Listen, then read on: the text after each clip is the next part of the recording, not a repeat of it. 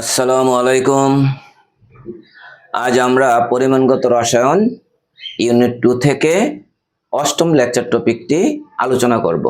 আমাদের আজকের বিষয়টি হলো জারণ বিজারণের আয়ন ইলেকট্রন পদ্ধতি 5। আমরা আজকে একটি শর্ত সাপেক্ষে জারণ বিজারণ বিক্রিয়াকে সমতা করব। লঘু সালফিউরিক অ্যাসিড যুক্ত পটাশিয়াম পারম্যাঙ্গানেট দ্রবণে ফেরাস সালফেট দ্রবণ যোগ করা হলে সংশ্লিষ্ট জারণ বিজারণ বিক্রিয়াটিকে আয়ন ইলেকট্রন পদ্ধতিতে সমতা করো। আজ আমরা আমাদের প্রথমেই জানতে হবে কোনটা জারক। আমরা জানি লঘু H2SO4 দ্রবণে পটাশিয়াম পারম্যাঙ্গানেট হলো জারক, ফেরাস সালফেট হলো বিজারক। আবার অন্যভাবে বলা যায় পটাশিয়াম পারম্যাঙ্গানেট অনুস্থ পারম্যাঙ্গানেট আয়নটা হলো জারক, ফেরাস সালফেট অনুস্থ ফেরাস আয়নটা হলো বিজারক। নিশ্চয়ই তোমরা পূর্বের ক্লাসগুলোতে দেখে আসছো এবং তোমাদের যেই জারণ বিজারণের তালিকাটা, এই চার্টটা তোমাদের চর্চা হয়েছে। এখান থেকে আমরা জানি কোনটা জারক পদার্থ কোনটা বিজারক পদার্থ। এখান থেকে আমাদের পটাশিয়াম পারম্যাঙ্গানেট জারক, তার সংশ্লিষ্ট আয়নটা হলো পারম্যাঙ্গানেট আয়ন। এটা বিজারিত হয়ে ম্যাঙ্গানিজ +2 Mn+2 তে পরিণত হয়। একইভাবে ফেরাস সালফেট অনুস্থ ফেরাস আয়নটা হলো বিজারক, এটা জারিত হয়ে Fe3+ এ পরিণত হয়। এটা আমাদের আগে থেকে জানা আছে এবং ইলেকট্রন সমতাকরণ আমরা জারণ মান থেকে সহজেই গণনা করতে পারি।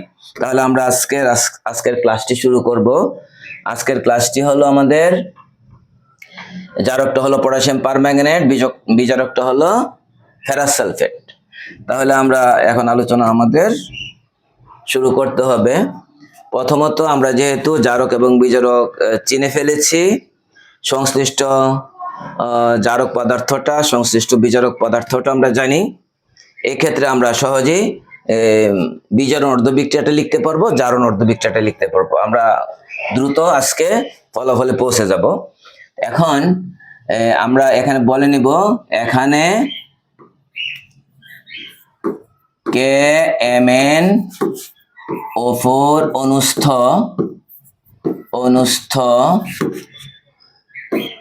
MnO4- এটা হলো জারক। এই জারক আমরা বলে নিলাম এবং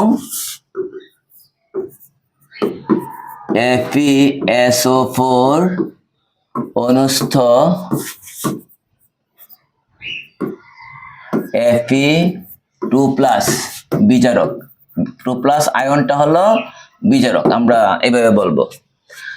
সুতরাং অর্ধ সমীকরণগুলো হলো, সুতরাং অর্ধ সমীকরণগুলো হলো, তাড়াতাড়ি করব, ভিডিওটা বড় হয়ে যাবে, তাড়াতাড়ি না করলে। যে সুতরাং অর্ধ সমীকরণগুলো হলো, প্রথম লিখবো আমরা বিজারণ অর্ধ বিক্রিয়া। বিজারণ অর্ধ বিক্রিয়া, এটা লেখার জন্য তোমরা জানো যে জারক পদার্থটিকে আমরা লিখব প্রথমে MnO4 পারম্যাঙ্গানেট আয়ন।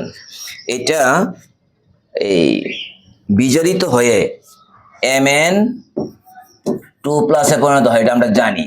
এবং Mn2+ থাকবে উৎপাদে, তা সেই ক্ষেত্রে আমরা এখানে একটা এরো চিহ্ন দিয়ে দিতে পারি। আর এখন ম্যাঙ্গানিজ পরমাণু সংখ্যা বামে একটা ডানে একটা পরমাণু সমান হয়েছে কিনা এটাও দেখতে হবে, ইলেকট্রন সমতা করতে হবে। এই ম্যাঙ্গানিজের জারণ মান এখানে হলো +7। আমরা জানি পূর্ববর্তী ক্লাসগুলো আমরা দেখেছি, আমাদের পটাশিয়াম পারম্যাঙ্গানেট থেকে আমরা সহজেই ম্যাঙ্গানিজের জারণ মান নির্ণয় করতে পারি, এটা জানি আমরা +7। কারণ 4টা অক্সিজেনের 4 দোকানে 8, এটা হলো -8, 4টা অক্সিজেনের একটা ম্যাঙ্গানিজের কত হবে? +7 হবে। এই যে যোগফল -1 হইতে হবে।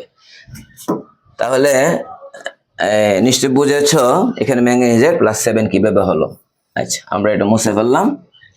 আর এখানে হলো ম্যাঙ্গানিজের +2, তো +7 থেকে +2 হবার জন্য একটা ম্যাঙ্গানিজ আয়নকে 5টা ইলেকট্রন গ্রহণ করতে হবে, অর্থাৎ 5 ইলেকট্রন গ্রহণের মাধ্যমে তার জারণ মানের পরিবর্তনটা +7 থেকে +2 হয়।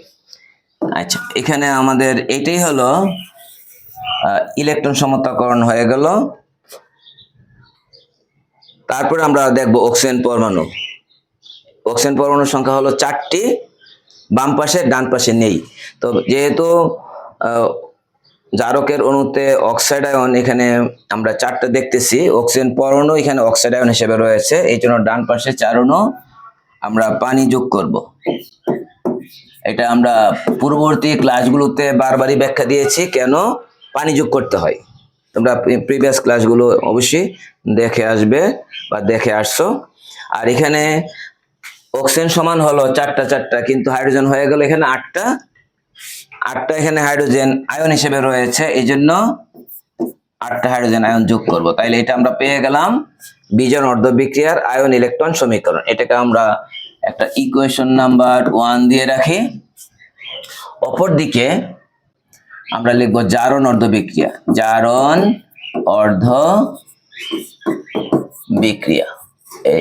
এই জারণ অর্ধবিক্রিয়াটা লেখার সময় আমাদের বিজারক পদার্থটি আমরা আগে লিখব Fe2+, Fe2+ লিখব 2+, এবং তার পরিবর্তিত অবস্থাটা হলো Fe3+, অর্থাৎ জারণ মান +2 থেকে, এটার +2 থেকে +3 হয়েছে, +2 থেকে +3। তাহলে একটা আয়রন একটা ইলেকট্রন দান করেছে, তাহলে এখানে একটা আয়রন দান করবে একটা ইলেকট্রন, আমরা এখানে একটা ইলেকট্রন দিয়ে দিলাম। তাহলে আমাদের এটাই হয়ে গেল জারণ অর্ধবিক্রিয়ার আয়ন ইলেকট্রন সমীকরণ। এটা সমতা হয়েছে, তাহলে এটাকে আমরা ধরবো 2 নম্বর সমীকরণ। আমরা জানি বরাবরই যে জারণ অর্ধবিক্রিয়ায় যে পরিমাণ ইলেকট্রনের গ্রহণ ঘটে, বিজারণ অর্ধবিক্রিয়ায় সমপরিমাণ ইলেকট্রনের দান ঘটতে হয়। এই কারণে আমরা ইলেকট্রনের সমতার জন্য এখানে আমরা কি করব, ওই যে 2 নং সমীকরণকে 5 দ্বারা গুণ করলে ইলেকট্রন আদান প্রদান সমান হবে, এই জন্য আমরা 2 নং সমীকরণটিকে 5 দ্বারা গুণ করে ফেলবো। 5 দ্বারা গুণ করে 1-এর সাথে যোগ করতে হবে। তাহলে এখানে আমরা বলবো যে 2কে 5 দ্বারা গুণ করে উহাকে 1-এর সাথে যোগ করে পাই, 1-এর সাথে যোগ করে পাই। এখন 2কে 5 দ্বারা গুণ করলে হবে, পারম্যাঙ্গানেট আয়ন ছিল একটা, এখন হবে না, 2কে আমরা 5 দ্বারা গুণ করব, 1কে অপরিবর্তিত রাখবো। একটা আমাকে লিখে নেই, MnO4- যোগ 8 হাইড্রোজেন আয়ন যোগ 5 ইলেকট্রন, আর এই পাশে হবে Mn2+ যোগ 4H2O। আমরা 1 নং ইকুয়েশনটা যা ছিল তাই লিখেছি। 2 নংকে আমরা 5 দ্বারা গুণ করব, 5Fe2+ - 5 ইলেকট্রন 5 দ্বারা গুণ করলে, আর ডান পাশে হবে 5Fe3+। এখন আমরা দুইটাকে যোগ করে ফেলবো। এই যোগ করলে আমাদের সমতাকৃত সমীকরণটি আমরা পাবো, MnO4- + 5Fe2+, আর যোগ 8টা হাইড্রোজেন আয়ন রয়েছে, আর এখানে ইলেকট্রন 5টা এবং -5, +5 -5 ক্যান্সেল হবে। তাহলে আমি ইলেকট্রন লিখবো না, ডান পাশে লিখবো Mn2+, লিখবো 5Fe3+, এবং লিখবো 4 অণু পানি H2O। তাহলে আমাদের ইহাই হলো জারণ বিজারণ বিক্রিয়ার আয়ন ইলেকট্রন সমীকরণ। কিন্তু এখানে এই বিক্রিয়াটি থেকে আমরা যদি আণবিক সমীকরণ পেতে চাই, তাহলে উভয় পার্শ্বে দর্শক আয়নগুলো যোগ করতে হবে। এখন আমরা দর্শক আয়ন নিয়ে একটু নিয়ে কথা বলবো। এখানে এই পটাশিয়াম পারম্যাঙ্গানেট থেকে কিন্তু পারম্যাঙ্গানেট আয়নটা আসছে, তাহলে এখানে যেখানে যেখানে পারম্যাঙ্গানেট আয়ন আছে সেখানে আমরা পটাশিয়াম পারম্যাঙ্গানেট লিখব। যেখানে ফেরাস আয়ন আছে ফেরাস আয়নটা ফেরাস সালফেটের অংশ, ফেরাস সালফেট লিখব।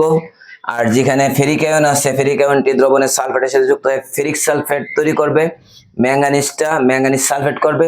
কাজেই খেয়াল রাখতে হবে আমরা যখন এখানে পটাশিয়াম পারম্যাঙ্গানেট লিখব, ডান পাশে আবার পটাশিয়াম সালফেট লিখতে হবে। তো এক অণু পটাশিয়াম সালফেটে দুইটা মিনিমাম পটাশিয়াম দরকার হয়। আবার এক অণু ফেরিক সালফেটে Fe2SO4 হোল 3 ফেরিক সালফেট, এক অণু ফেরিক সালফেটে মিনিমাম দুইটা ফেরিক আয়নের প্রয়োজন হবে। এখন 5টা ফেরিক আয়ন দ্বারা কিন্তু 5 অণু ফেরিক সালফেট সম্ভব না। এই ক্ষেত্রে 5/2 অণু হবে ফেরিক সালফেট, তাহলে ভগ্নাংশ হয়। এইদিকে পটাশিয়াম সালফেট, একটা পটাশিয়াম দ্বারা এক অণু পটাশিয়াম সালফেট সম্ভব নয়, এখানেও কি অর্ধ অণু পটাশিয়াম সালফেট হবে, এটাও ভগ্নাংশ হবে। এই জন্য ভগ্নাংশটা আমরা যদি না রাখতে চাই, এই ইকুয়েশনটির উভয় পার্শ্বে আমরা 2 দ্বারা গুণ করে তারপরে আমরা দর্শকায়নটা যুক্ত করতে পারি। আমরা নিশ্চয়ই তোমরা বিষয়টা বুঝেছো। আবার আরেকবার বলে দেই, আমরা এখানে লিখব পটাশিয়াম পারম্যাঙ্গানেট কে MnO4।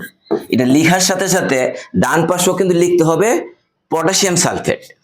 এক অণু পটাশিয়াম সালফেটে দুইটা পটাশিয়াম আয়ন থাকতে হয়, তো এখানে আছে একটা। কাজে সমতার জন্য পটাশিয়ামের সমতার জন্য অবশ্যই এই বাম পাশেও কি 2 দ্বারা গুণ করতে হবে। এই জন্য একটাকে 2 দ্বারা গুণ করা যাবে না। এই সমীকরণের সব কয়টা আয়নকে পরমাণুকে আমরা অণুকে 2 দ্বারা গুণ করে এই পাশের সব কয়টাকে আমরা 2 দ্বারা গুণ করে নিব আগে, তারপরে আমরা এই আণবিক সমীকরণটা যদি লিখতে চেষ্টা করি তাহলে সহজে আমরা লিখতে পারবো। তাহলে আমরা প্রথমে এটাকে আর কোনো ব্যাখ্যা দেওয়ার প্রয়োজন নেই, এটাকে আমরা 2 দ্বারা গুণ করব। 2MnO4 ব্যাখ্যাটা নিজের জানতে হবে, প্লাস 5 দোকানে 10 ফেরাস আয়ন প্লাস 8 দোকানে 16 হাইড্রোজেন আয়ন। এই পাশে রইল 2Mn2 প্লাস যোগ 5 দোকানে 10 Fe3 প্লাস আর হলো 4 দোকানে 8 H2O আমরা লিখে ফেললাম। এখন এই পাশে আমরা এখানে পটাশিয়াম পারম্যাঙ্গানেট লিখবো কত অণু, যেহেতু 2টা পারম্যাঙ্গানেট আয়ন আছে 2 অণু হবে পটাশিয়াম পারম্যাঙ্গানেট, এই জন্য আমরা এখানে 2 দিয়ে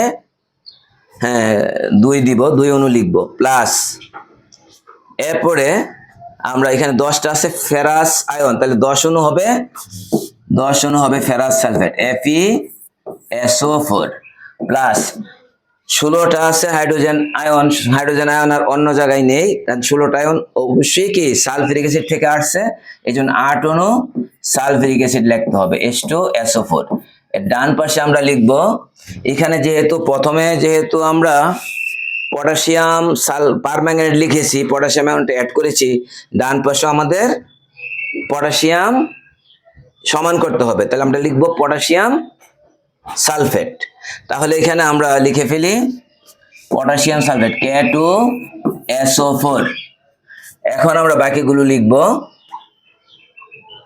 প্লাস আর কি লিখতে হবে, যে ম্যাঙ্গানিজ আয়ন আছে 2টা, তাহলে আমরা লিখব 2 manganese MnSO4 manganese sulphate plus 10টা আছে ফেরিক আয়ন, এখানে হবে 5 অণু ferric sulphate Fe2SO4 whole 3 ferric sulphate plus 8 অণু পানি যা আছে তাই হবে 8H2O।